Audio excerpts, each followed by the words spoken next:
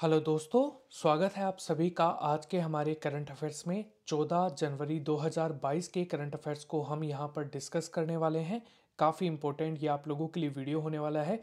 तो चलिए शुरुआत करते हैं कल के क्वेश्चंस के साथ, जो कि पहले हम रिवीजन के साथ स्टार्ट करेंगे।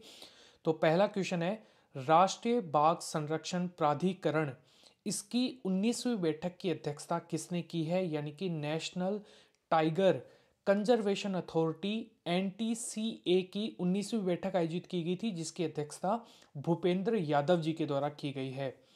अगला क्वेश्चन है, गुजरात के केवड़िया रेलवे स्टेशन का नाम बदलकर क्या रख दिया गया है? इसका नाम है एकता नगर रेलवे स्टेशन। अगला क्वेश्चन है, आईआईटी मद्रास के नए निर्देशक यानी कि डायरेक्टर कौन बने हैं? तो ये बने हैं प्रोफेसर वी कामकोटी। अगला क्वेश्चन है, यूएस 25 सेंट सिक्के पर अंकित होने वाली पहली अश्वेत महिला कौन बनी है? इनका नाम है माया एंजोले। अगला क्वेश्चन है, 2022 Melbourne summer set tennis tournament, इसका खिताब किसने जीता है? राफेल नडाल के द्वारा यहाँ पर 2022 का मेलबर्न का जो टेनिस टूर्नामेंट का खिताब है वो है यहाँ पर इन्होंने जीत लिया है। गोल्डन ग्लोब पुरस्कार जीतने वाले पहले दक्षिणी कोरियाई अभिनेता कौन बने हैं? तो ये हैं ओह यंग शू। अगला क्वेश्चन है, राष्ट्रीय मानव तस्करी जागरूकता दिवस national human tracking awareness day 2022 कब मनाया गया है? ये मनाया गया है 11 जनवरी को। महिला सशक्तिकरण को बढ़ावा देने के लिए लीजेंड्स लीग क्रिकेट, जो कि क्रिकेट का टूर्नामेंट है, इसने किस महिला क्रिकेटर को अपना नया ब्रांड एम्बेसडर बनाया है? तो ये है झूलन गोस्वामी को। और Ratan N Tata the authorised biography, इस पुस्तक को किसने लिखा है? इस पुस्तक को लिखा है डॉक्टर थॉमस मैथ्यू जी के द्वारा। ये होगा आपका रिवीजन। तो गाइज अब हम यहां पर डिस्कस करने वाले हैं 14 जनवरी 2022 के करंट अफेयर्स को। तो ध्यान से इस पूरे वीडियो को जरूर देखिएगा, ठीक है। अगर आपको वीडियो पसंद आता है तो वीडियो को लाइक जरूर कीजिएगा, एक मोटिवेशन बना रहता है। जैसे कि अब मैं आप लोगों के लिए डेली करंट अफेयर्स लेके आऊँगा, और मंथली और जो वीकली करंट अफेयर्स है वो भी अब आप लोगों के सामने प्रेजेंट करने वाले हैं। तो चलिए शुरुआत करते हैं पहले क्वेश्चन के साथ। ग्लोबल रिस्क रिपोर्ट 2022 को किसने जारी किया है? देखिए, ग्लोबल रिस्क रिपोर्ट 2022 को जारी किया है विश्व आर्थिक मंच यानी कि WEF के द्वारा। यह रिपोर्ट व्यापार, सरकार और समाज के विशेषज्ञों और वैश्विक नेताओं को यहाँ पर वैश्विक जोखिमों के धारणों को ट्रैक करती है यहाँ पर। और इस रिपोर्ट में 5 श्रेणियाँ यहाँ पर स्थापित हैं, जैसे कि आर्थिक श्रेणी, पर्यावरण श्रेणी, इसके अलावा भू राजनीतिक श्रेणी, सामाजिक श्रेणी और तकनीकी श्रेणी में जोखिमों की जो जांच है वो करती है। और ये इसका 17वां संस्करण आप लोगों को देखने को मिलेगा। वर्ल्ड इकोनॉमिक फोरम, आर्थिक विश्व आर्थिक मंच, जिसकी स्थापना जनवरी 1971 में हुई थी और इसका मुख्यालय कोलोग्नी स्विट्जरलैंड में आप लोगों को देखने को मिलेगा। और अध्यक्ष हैं क्लाउस स्क्वाब।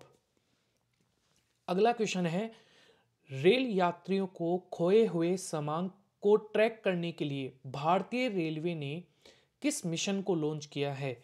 इस मिशन का नाम है मिशन अमानत। रेलवे यात्रियों के खोए हुए सामान को ट्रैक करके जो रेलवे मिनिस्ट्री है या फिर रेलवे जोन्स जो हैं, ये क्या करेंगे? ये उन यात्रियों को यहाँ पर अपनी जो सामान की जानकारी है वो एक वेबसाइट के थ्रू देंगे, और इससे यहाँ पर जिसका भी सामान यहाँ पर बेसिकली खोया होगा वो वहाँ पर उसे ट्रैक करके, और जब उसको उसकी जानकारी मिल जाएगी तो वो वहाँ से उस सामान को प्राप्त कर सकता है।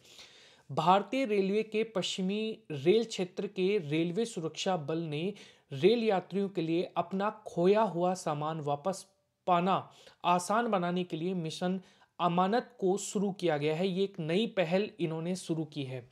मिशन अमानत के तहत खोए हुए लगेज और सामान का विवरण फोटो को यहाँ पर फोटो के साथ जोनल रेलवे की जो आधिकारिक वेबसाइट है ना, HTTPS WR.India Railways .gov.in पर अपलोड कर दी जाएगी, जिससे कि वहां तक ये सूचना पहुंचेगी और जो उसका मालिक है सामान का वो उसे प्राप्त कर सकेगा। अब कुछ इंपॉर्टेंट पॉइंट भारतीय रेलवे के बारे में। तो आप सभी जानते हैं इसकी स्थापना 1953 में, यहाँ पर 1853 में हुई थी। यहाँ पर लॉर्ड डलहौजी के शासनकाल में सबसे पहली ट्रेन जो है मुंबई टू ठाणे चली थी। यहाँ पर 34 किलोमीटर की जो ट्रेन है वो चली थी। मुख्यालय नई दिल्ली में है। रेलवे मंत्री हैं अश्विनी वैष्णव। रेलवे बोर्ड के अध्यक्ष और सीईओ हैं वीके त्रिपाठी। और आरपीएफएस जो है इसके महानिर्देशक हैं अरुण कुमार। स्वतंत्र भारत के पहले रेल मंत्री थे जॉन मथाई। आप सभी को पता होगा रेलवे जोन जो है भारत में उनकी संख्या वर्तमान में है 18। जो सबसे नया है वो है railway south coast railway zone. और आपको मैं बता दूं जब भारत आज़ाद हुआ था और रेलवे का राष्ट्रीयकरण किया गया था उस समय रेलवे जोन्स की संख्या थी टोटल 9, लेकिन अभी वर्तमान में इसे बढ़ाकर 18 कर दी गई है। तो ये भी आप यहाँ पर याद रखेंगे। 18वें रेलवे जोन का हेडक्वार्टर विशाखापट्टनम में आप लोगों को देखने को मिलेगा। अंतर्राष्ट्रीय मुद्रा कोष इंटरनेशनल मॉनेटरी फंड IMF के नए मुख्य अर्थशास्त्री कौन बने हैं? इसका राइट आंसर होगा बी आपका करेक्ट है। पियरे ओलिवियर गेरिंचस जो है इनको यहाँ पर IMF के मुख्य अर्थशास्त्री के तौर पर नियुक्त किया गया है। फ्रांस में जन्मे अर्थशास्त्री पियरे इनको IMF के अगले मुख्य अर्थशास्त्री के तौर पर नियुक्त किया गया है। और पियरे जो है ये गीता गोपीनाथ की जगह लेंगे जो कि भारतीय अर्थशास्त्री के तौर पर IMF में यहाँ पर देखने को मिलती हैं। इनसे पहले IMF इंटरनेशनल मॉनेटरी फंड अंतर्राष्ट्रीय मुद्रा कोष इसकी स्थापना 27 दिसंबर 1945 को हुई थी और इसका मुख्यालय वाशिंगटन DC USA में है। अध्यक्ष है क्रिस्टलिना जॉर्जिवा। भारत का पहला हेली हब कहां पर स्थापित किया गया है? इसका सही आंसर होगा option number D, Gurugram Haryana में। यह हेली हब भारत में अपना तरह का पहला ऐसा हेलीकॉप्टरों के लिए एक ऐसा स्थान है जहां पर उनसे संबंधित जितनी भी सुविधाएं हैं वो यहां पर उपलब्ध कराई जाएंगी। हेली हब को हेलीपोर्ट, हैंगर, मरम्मत और किसी भी अन्य सुविधा के लिए यहां पर विमानन सुविधाओं के लिए यहां पर डिजाइन किया जाएगा। हरियाणा सभी जानते हैं राजधानी है चंडीगढ़ और हरियाणा के मुख्यमंत्री हैं मनोहर लाल खट्टर, बीजेपी पार्टी से आते हैं। हरियाणा के गवर्नर हैं बंडारू दत्तात्रेय। हरियाणा के मुख्य न्यायाधीश रविशंकर झा आप लोगों को देखने को मिलेंगे। हरियाणा राज्य के लोक नृत्य फाग नृत्य, सांग नृत्य, छठी नृत्य, इसके अलावा धमाल नृत्य, डफ नृत्य, घूमर नृत्य और झूमर नृत्य भी आप लोगों को देखने को मिलेंगे। 5 पड़ोसी राज्य हैं उत्तर प्रदेश, राजस्थान, हिमाचल प्रदेश और उत्तराखंड। हरियाणा की लोकसभा की सीटें हैं 10, राज्यसभा की सीटें हैं 5 और विधानसभा की सीटें हैं 90। हरियाणा के राष्ट्रीय उद्यान कालेश्वर राष्ट्रीय उद्यान और सुल्तानपुर राष्ट्रीय उद्यान भी आप लोगों को देखने को मिलेगा। आपको मैं बता दूं हरियाणा में फॉरेस्ट जो एरिया है वो सबसे कम है पूरे ऑल ओवर इंडिया में। हरियाणा में कहां पर महाभारत का युद्ध लड़ा गया था? तो याद रखिएगा कुरुक्षेत्र में। हरियाणा के किस स्थान को भारत का मिलीनियर शहर भी कहा जाता है? तो याद रखिएगा गुरुग्राम।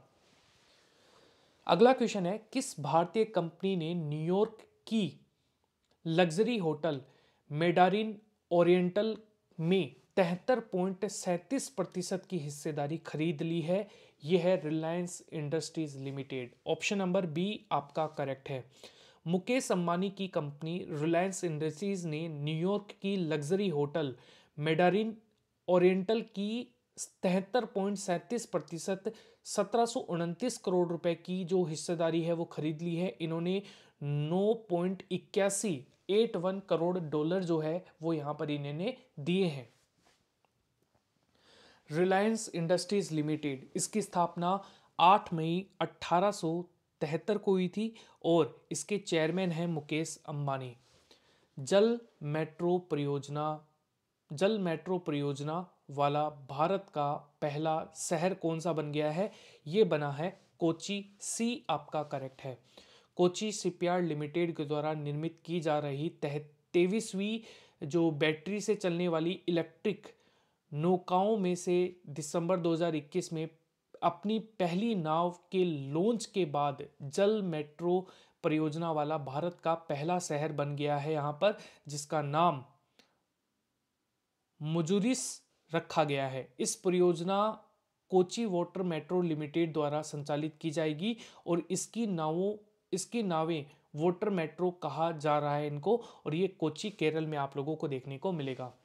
राष्ट्रीय युवा दिवस national youth day 2022 Swami Vivekananda ji की जयंती है, इनका बर्थडे है। ये कब मनाया जाता है? ये हर साल 12 जनवरी को यहाँ पर मनाया जाता है। ऑप्शन नंबर ए आपका करेक्ट है। भारत में स्वामी विवेकानंद जी की जयंती के उपलक्ष्य में प्रतिवर्ष 12 जनवरी को राष्ट्रीय युवा दिवस नेशनल यूथ डे मनाया जाता है। महान संत और दार्शनिक स्वामी विवेकानंद जी का जन्मदिन 12 जनवरी 1863 को हुआ था और 12 जनवरी 2022 में स्वामी विवेकानंद जी की 159वीं जयंती मनाई गई। 2022 की थीम क्या है? यह सब दिमाग में है, it's all in the mind. अगला क्वेश्चन है, नीदरलैंड के चौथी बार प्रधानमंत्री कौन बने हैं? इसका सही आंसर होगा मार्क रूटे जो हैं यहाँ पर ये बन गए हैं। ऑप्शन नंबर बी आपका करेक्ट है। मार्क रूटे जो है ये नीदरलैंड के चौथी बार प्रधानमंत्री बन चुके हैं। नीदरलैंड यूरोप में स्थित है, राजधानी है एम्स्टर्डम, करेंसी है यूरो, प्रधानमंत्री है मार्क रूटे और अंतर्राष्ट्रीय न्यायालय यानी कि international court of justice ICJ का मुख्यालय स्थित है हेंग में। द नीदरलैंड के अंदर आप लोगों को देखने को मिलेगा। नीदरलैंड की सबसे लंबी नदी है राइन रिवर।